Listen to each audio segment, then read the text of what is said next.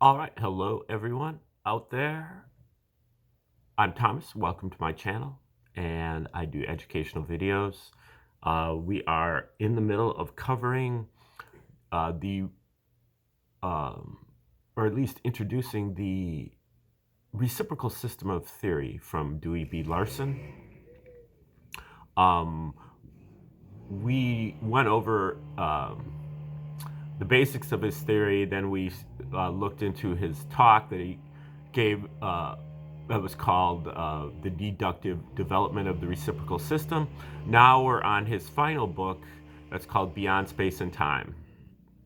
Now, the reciprocal system of theory, I'm sorry, we've got the weed whacker out there, so, could be going on for a while. So just have to do the best we can here. And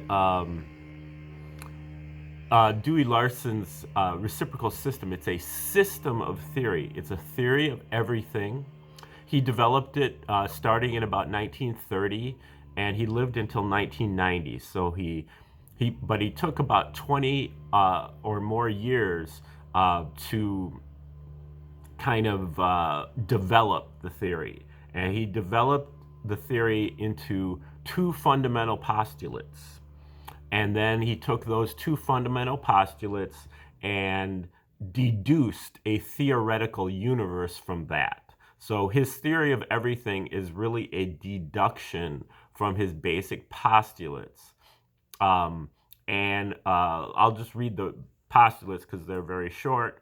First fundamental postulate: the physical universe is composed entirely of one component, motion, existing in 3 dimensions, in discrete units, and with 2 reciprocal aspects, space and time. Okay, that is the first postulate. The second postulate, which is not as important and has been contested by some of the people that have come along in the 21st century to update his theory, and that's a whole nother discussion. There's kind of the orthodox Larsonians and there are the revisionist Larsonians, and then there are even the speculative Larsonians who want to throw away a lot of his theory. Some people think, oh, Larson made no mistakes, everything is right. There's some kind of middle ground there that we need to find. But the second fundamental postulate is the physical universe conforms to the relations of ordinary commutative mathematics. Its magnitudes are absolute, and its geometry is Euclidean. Okay, now, again, that's not as important. One of the people that's most prominent in developing his theory, who also has recently passed away, is Dr. Bruce Perret, and he claims that the geometry of the universe is actually projective geometry, of which Euclidean geometry is a subset. So, that is how Perret is kind of dealt with that. Now, so the basics of it is the universe is made out of motion, and it's not made out of energy, it's not made out of matter, it's made out of motion. And motion is the relationship between space and time. Space and time are basically identical to one another, and they both have 3 dimensions, or at least 3 dimensions, and they both are progressing. Where Einstein says that the speed of light is the maximum speed of the universe, Larson says that the speed of light is the midpoint of the universe, or the neutral point of the universe, and that half the universe is moving faster than the speed of light, and the half of the universe is moving slower than the speed of light. This is the part of the universe that we're familiar with, the slower than light speed universe. He calls that the projective. He calls that the material sector.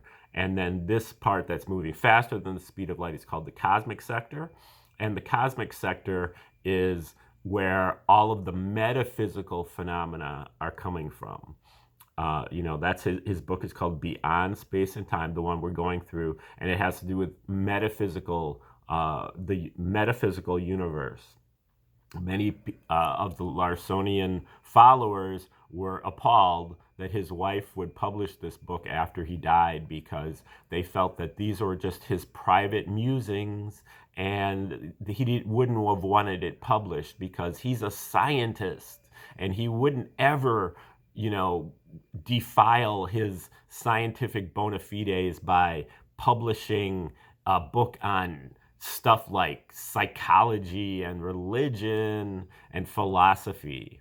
But if you read his book, it's pretty much fully done. You don't really know whether he would have wanted it published. I think he would have. He did publish 2 books on economics, and he published a few articles on more speculative matters. Now, Bruce Perret really went off the deep end as far as putting stuff out there on kind of fringe conspiracy, crypto archaeology, crypto history topics. We'll get into that much later. But for now, we're going through Dewey Larson's Beyond Space and Time.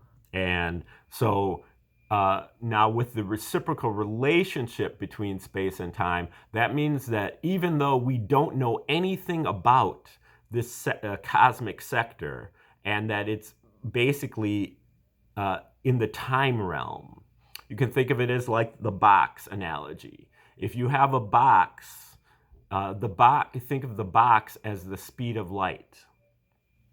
The inside of the box is the physical universe, the material sector. That is the slower than light speed. And the outside of the box is faster than light speed, and this is the metaphysical universe, and this is the cosmic sector.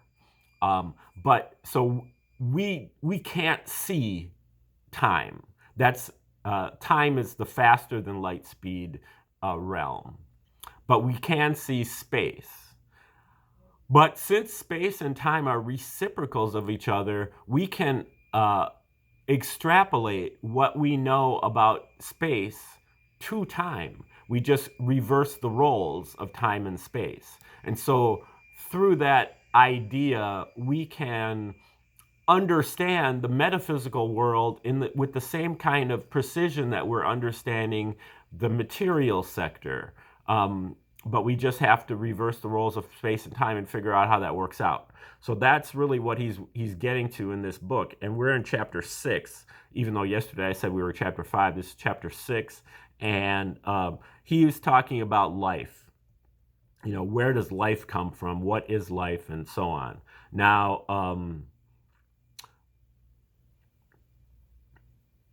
let's see. Okay, now we were talking about life for Larson is basically this situation where both of these different sectors have units. The smallest unit, there's the smallest unit of space, the smallest unit of time. There's also particles, and there's also atoms. And so life for Larson is really when a cosmic sector unit comes into control over the material sector unit.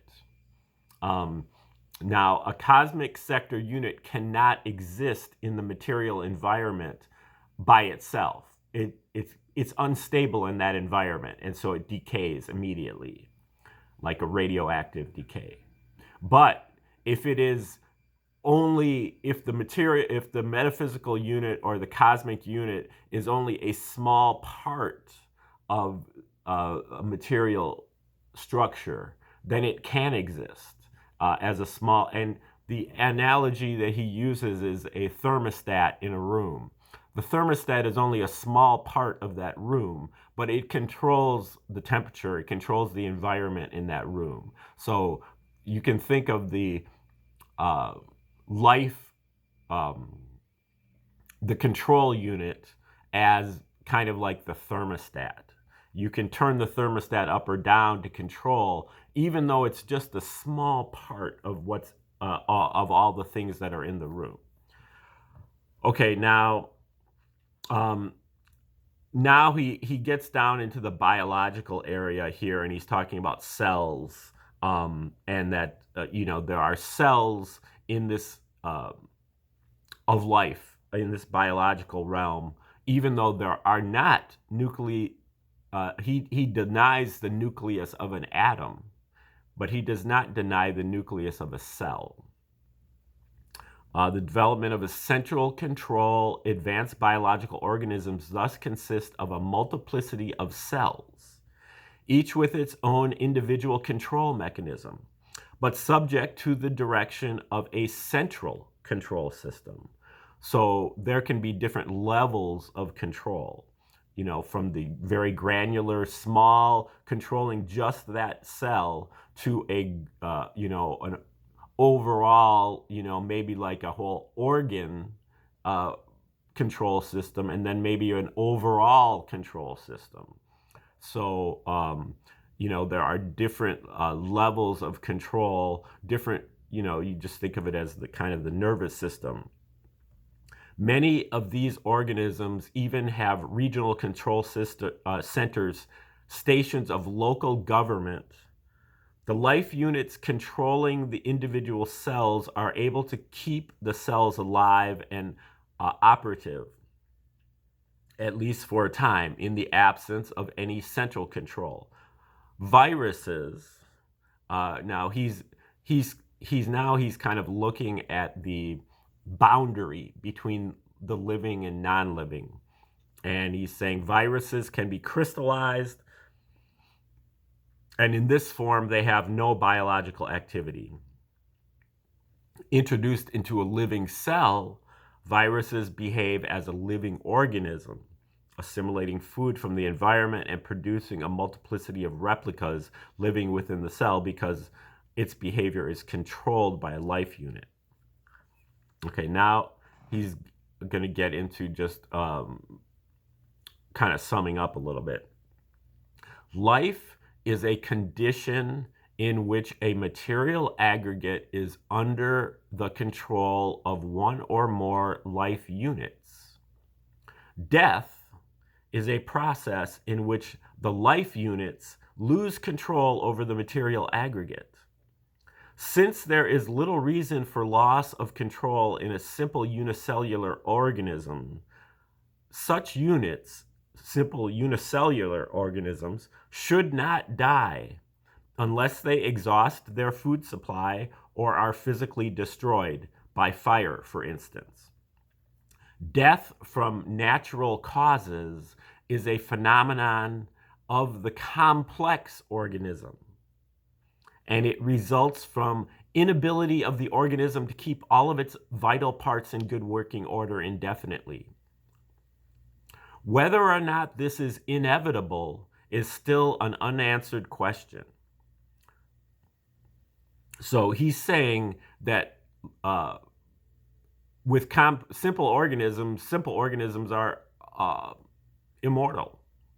But death comes along as a result of evolutionary development.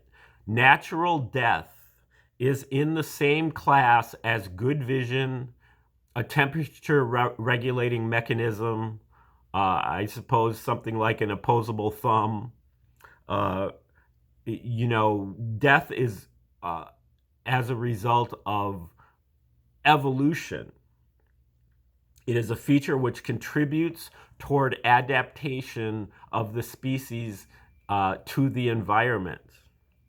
Since it was not present in the simple living organism, evolution produced it somewhere along the way. For I see no biochemical reason why individuals should not be possible to stay alive indefinitely. Now, again, Larson is kind of buckling under to the actual scientists with whom he compares his results. And they have this idea of evolution. And so, Larson assumes that that theory has merit. I'm not assuming that it does or doesn't. I'm just pointing out that that's what he's doing, and that he has a pattern of doing that. And he gets into a lot of trouble when he does it, especially in terms with astronomy. These conclusions do not necessarily apply to the human situation. The role of biological evolution may diminish and eventually terminate, while cultural development becomes more important.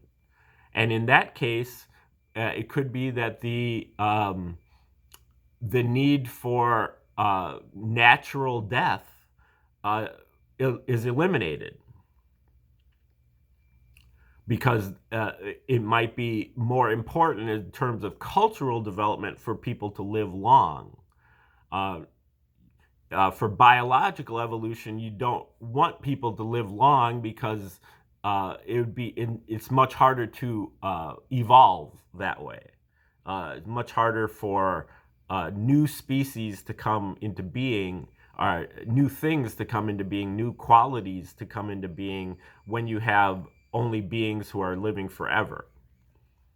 Why life comes only from life, so far as we can see, is that the raw materials from which the forces of nature would build life, if they had a chance to operate, are so eagerly sought by the myriad of life forms. Okay.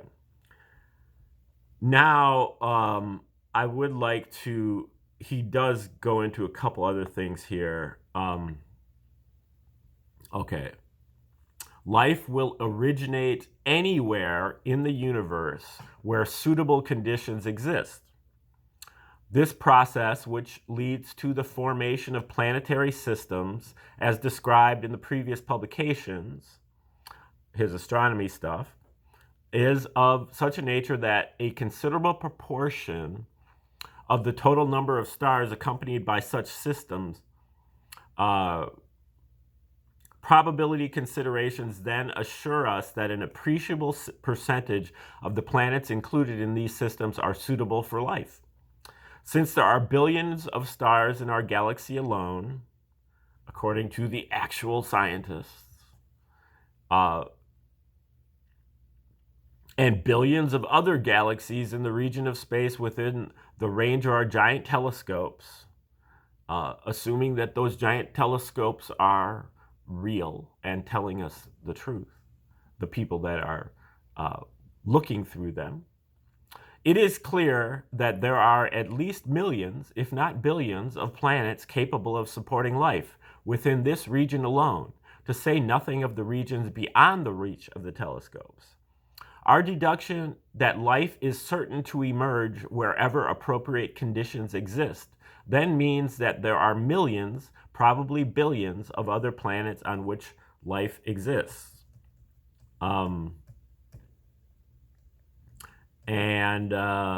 Life on these other planets is subject to the same physical laws as life on Earth, laws that are universally applicable. Such life must be based on the compounds of carbon, simply because there is no other element capable of forming structures of the size and complexity necessary.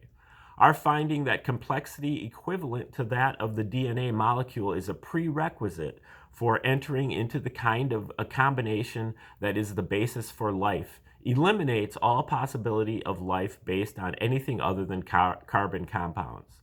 There are other elements, silicon, for example, that form compounds of the same general type as some of the organic compounds of carbon, but these are limited to relatively small molecules of the simplest chemical families, and they are totally incapable of meeting the requirements as to size and complexity of something like DNA. He goes through, he says the same thing kind of about boron,